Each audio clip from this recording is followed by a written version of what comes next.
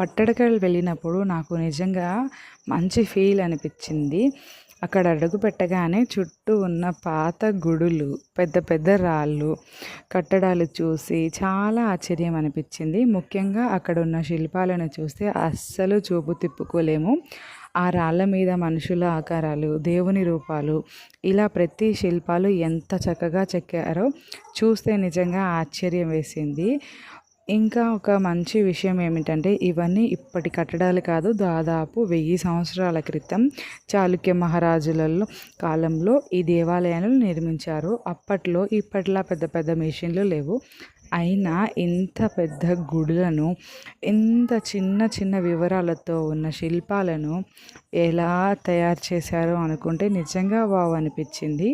ఇక్కడ తిరుగుతుంటే నాకు ఒక మంచి ప్రశాంతత అనిపించింది. పెద్ద హడావిడి లేకుండా ఆ గుడులు, ఆ రాళ్ళు, ఆ చుట్టూ ఉన్న వాతావరణం చూస్తూ ఉంటే మనసు చాలా ప్రశాంతం అయిపోయింది.